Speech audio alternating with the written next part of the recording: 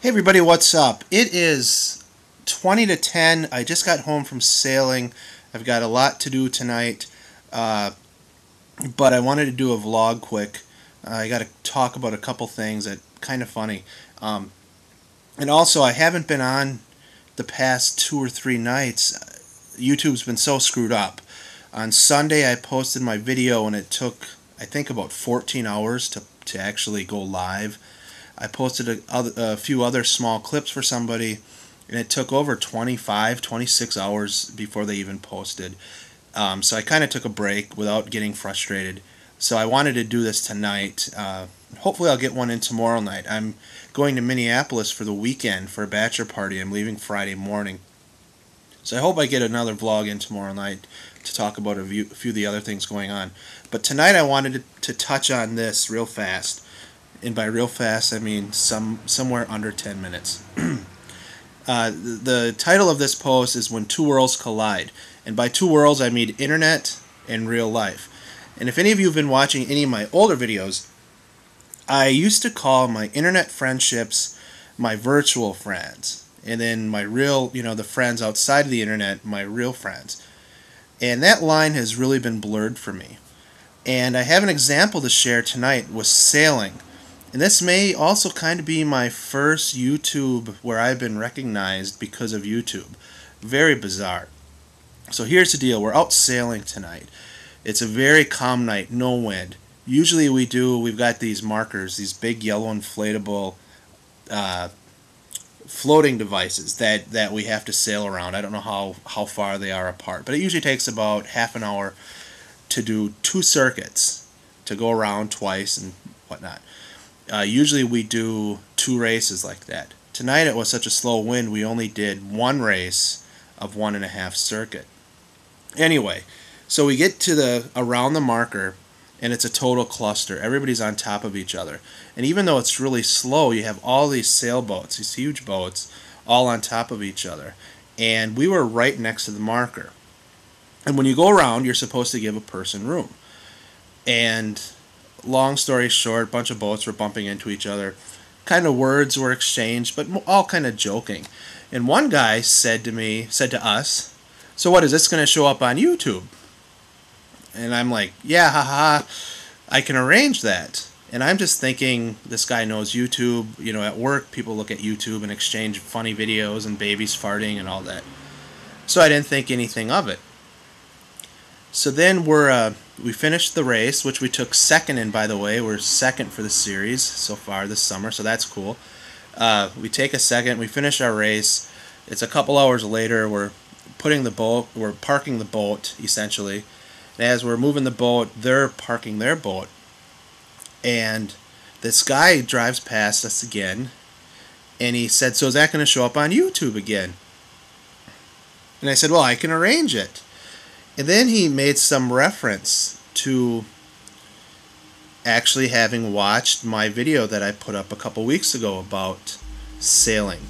I made a reference that our #1 competition wasn't sailing this year because he had some tax issues and is in jail or prison now. And I think on screen I put, "Oops." I said something about jail or prison.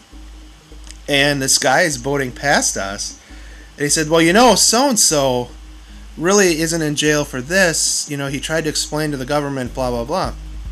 And I looked at my sailing partner, I'm like, holy shit. This guy watched my video. Now, I never said the person's name who is in jail. I did put the name of our town or the city that we sail in and the word sailing in the tags, so somebody easily could have looked at it. There's like 12 to 15 of us who sail. So the chances of those 12, somebody finding that, I just thought it was very odd. So I feel a little weird that that's out there, but yet I've totally made the guy anonymous. So I've been cited. Somebody found me via YouTube. I'm like, he watched at least half of that video. So go back to last week. I think Thursday it was. I'm having lunch with some friends at work, or we went to Pancheros for lunch, and there was somebody there who he waved, And I smiled and waved. No idea who this person was, other than I'm like, do I know you from the gym or from work or something? Then it dawned on me, this is one of my MySpace friends. What I did when I first started MySpace and I had no friends is I did a search for my zip code and the kind of areas around it. And anybody that kind of had interests similar to me, male or female, I requested to be my friend, just a handful. But it gave me a bunch of subscribers, or a bunch of friends. Well, all of a sudden I'm sitting there having lunch, and I'm like, oh, that's so-and-so who I've sent emails to and whatnot, become e-friends with. But in real life, people look different. And then I'm like, what do I do? I was a couple coworkers who either don't know MySpace or are going to think there's something really sinister or cheeky about this or something, and there's nothing. It's just somebody, a MySpace friend. So I kind of felt awkward, but I didn't do anything about it. Last night, I get a MySpace message from a girl that was one of my friends from the area. And again, somebody who I've never met before. And the title of the message was, I think I saw you last night. So I'm reading her email, and basically what happened is I was at my nephew's soccer game on Monday night, and she thought she saw me. She went home, looked at my MySpace page, and looked at my photographs on there, and the small worldness of this is that she's my nephew's soccer coach, or co-coach or something, and she goes, is your nephew's name Derek? Because I think I'm his soccer coach. So the next time you come to the field, come over and say hi. Like, okay, she loves my nephew, blah, blah, blah. This is too weird. So I'm going to go over and say hi to her. I think she's got a boyfriend, but I'll just go over and say hi to her. It never hurts to make more friends. Now to explain this to my sister and my family, how I know this person, is kind of funny.